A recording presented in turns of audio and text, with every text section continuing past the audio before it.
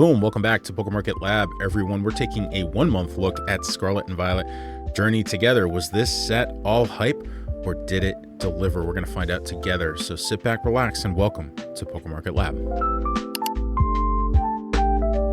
All right, let's march forward here.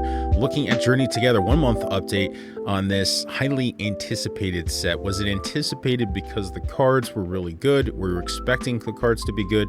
Or is it just highly anticipated because the Pokemon Company has been on a tear for releases lately, and the market's been on a tear? So we're gonna find out together here. So let's march forward and look at sealed here real quick. Pokemon Center ETB, $116 right now, minus 32% in the return in the last 3 months. We are looking at 3 months for the sealed because we do have most of a good majority of that 3 months here behind us in terms of data here on TCG Player. So this is very typical for Pokemon Center ETBs. I don't have to tell you what's been going on with Pokemon Center ETBs in the Scarlet and Violet era. They've all been extremely hot. We do see immediate reductions in Pokemon Center ETB prices once we get to release day because all of those boxes come to market. They're not available through distribution. So it's typically individual sellers, not these big box stores. So the only time those individual sellers that don't own physical locations can sell those Pokemon Center ETBs is after release day. There's very few in the way of pre-sales that can happen. There's just not a lot of product in the market. So there's always going to be a price tank on these aftermarket. So the question on this really is, long-term, is this going to do well? I don't think Journey Together, we're going to get to this at the end of the video. From a set standpoint, I don't, maybe. It's a maybe. It's a mess set for me. It's a very mid-tier set for me. Again, we'll kind of go through my thoughts on that later. I've made my thoughts clear on that. Again, for, if you love the set, far be it from me or anyone else to tell you otherwise. I think the promo in the Pokemon Center ETB is quite good. I think it's a decent promo. So I think that bodes well for it. I think the box art is really good. I think it's colorful, and I think it'll do pretty well comparatively to the other Scarlet and Violet Pokemon Center ETBs. So if you have these, obviously do not open them. It's even crazy that we have promos that get sold from these because just it's nuts to sell them. I mean, it's about as easy money as you can get. In Scarlet and Violet, it's hard to scale because you really can't, pre-order a ton of these from Pokemon Center. It's not like booster boxes or ETBs, or if you find them at a good price, you can probably get dozens of them. Not the case here. So, but if you're, small-time collector, this is the way to go. If you can snag Pokemon Center ETBs, if that is the only thing you can get from a set, that is the best thing to get from a set. So, it works very well for people who don't have a ton of money to deploy. The promo is sitting at about $45. Again, I think that's a pretty good price right out of the gate here. And let's look at the regular ETB. Yes, people were paying $120 a box for regular ETBs before release. I don't like to disparage people, but I think that's just dumb. I think that was dumb. I think kudos to you if you did not fall into that trap to assume, again, hey, if you're going to open the box, you just want the box. You don't care. You don't care if the price goes up, down, left, sideways, because you're just going to open the box and crack it. Then again, far be it from me or anyone else to tell you otherwise. If you were assuming that box price would go up indefinitely, then you were not following fundamentals. You were not looking at the cards. I think a lot of people probably lost some money assuming that both the booster box and the ETB was going to continue to go up in value. We've seen, the other part of this is we've seen a lot of interest and ability from the Pokemon Company to reprint cards from heavily loved sets. We will get reprints on everything for Scarlet and Violet. It is only a matter of time. So please be cautious. When you're in a hot market like this, when you're in an era that is so beloved like this, when you're in the era, when you're literally in the era, if it's not behind you like we have on Sword and Shield, everything is up for grabs in terms of reprints. So the potential is there. That's why I'm a value investor. I want to get stuff at reasonable prices, MSRP. That's where I drew the line on Journey Together. It worked out well. So $68 ETB, 25% return, and the minus 25% return in the last 3 months. I expect these to continue to sit right around here.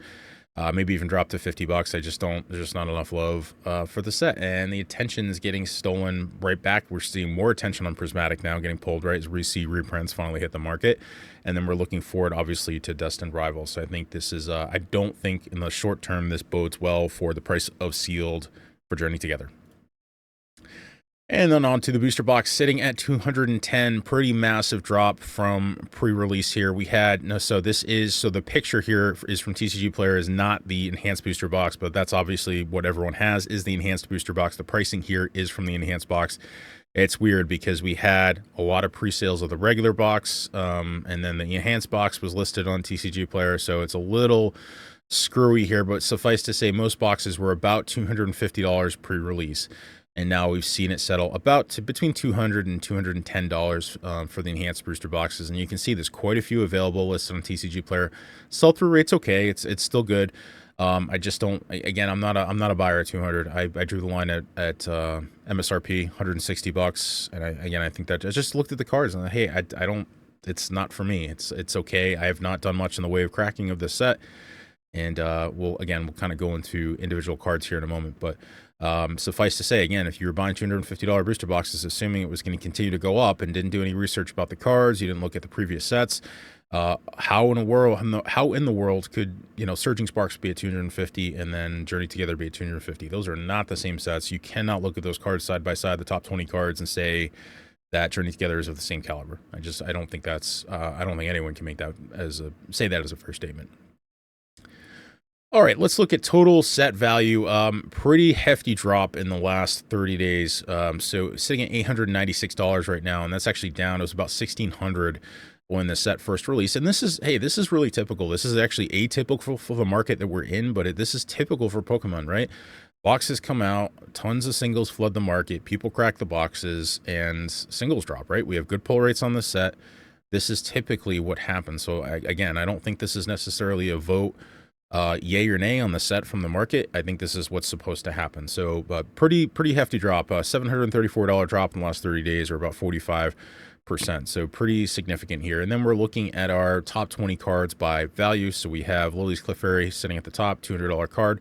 And what we're seeing here is some pretty good values of some of these SIRs. There's certainly value here, but it's not spread out.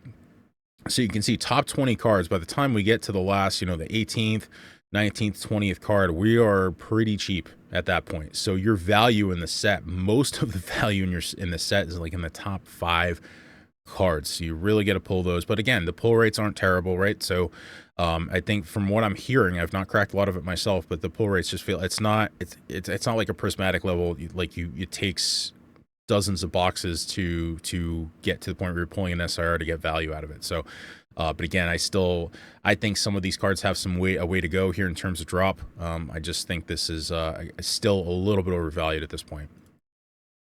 And then looking at some booster box comps here, we've Journey Together, Paradox, Stellar, and Twilight here. And the way I did this is I have the booster box price here. BB means booster box, and then SV means set value.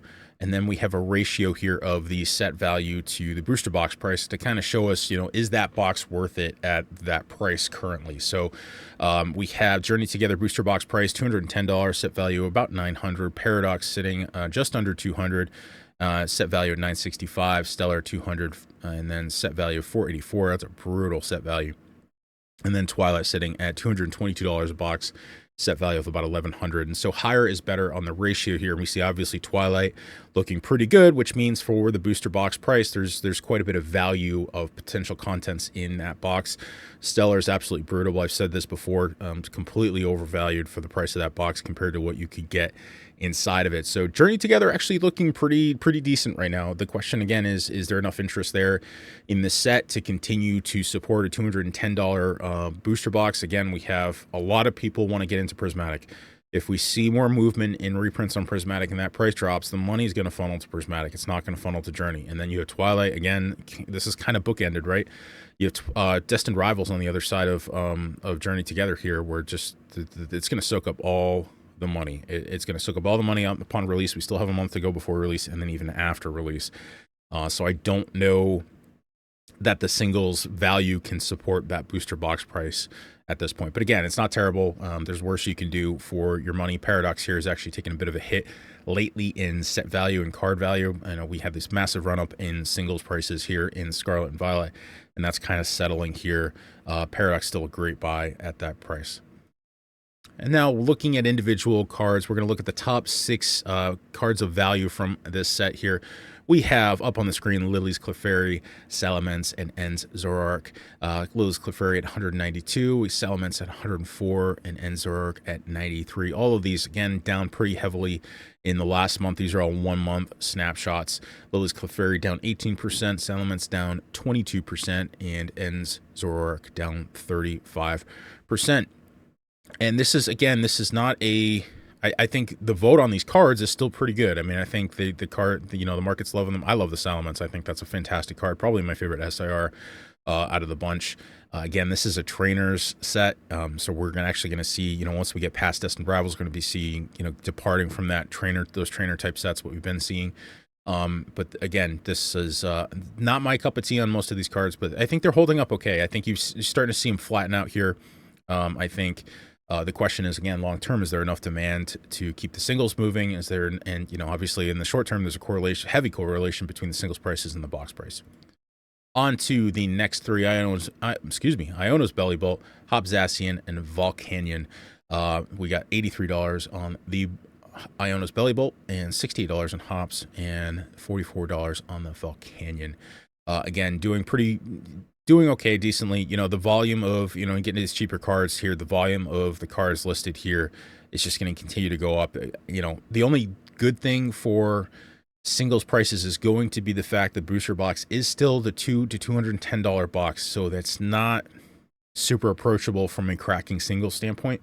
So as we get enough time in our rear view mirror, maybe we start seeing that supply dry up to the market. And then if there's enough demand on the singles, we start to see some of the singles start to dry up and maybe push those prices, level those prices out. And again, we are seeing a little bit of leveling off here.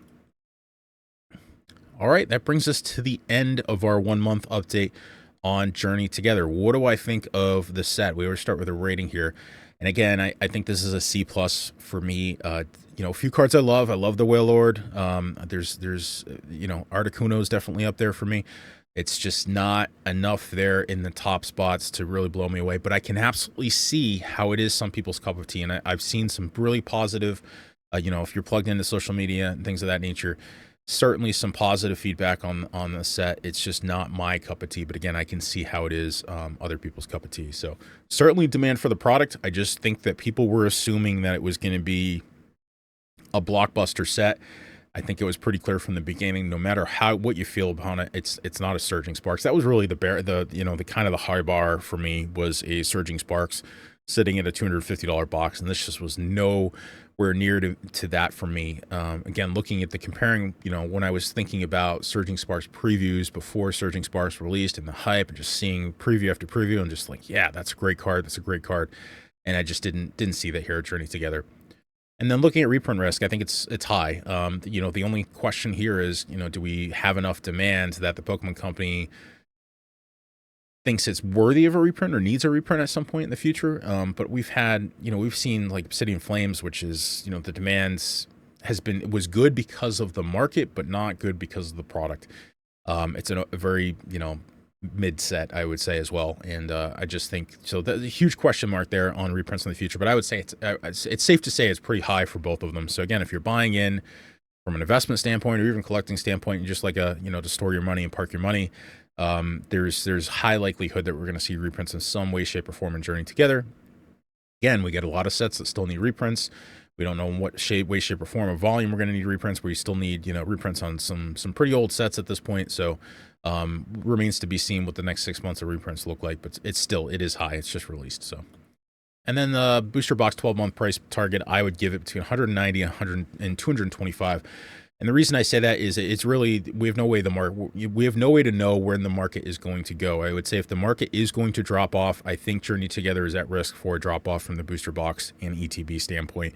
Again, I don't think there's just enough love there in the market. I think there's just other things people are willing to, especially if we see, some kind of pullback in pricing or settling in pricing on other product like Prismatic, Surging Sparks. Across the board, we're starting to see some leveling out in sealed here.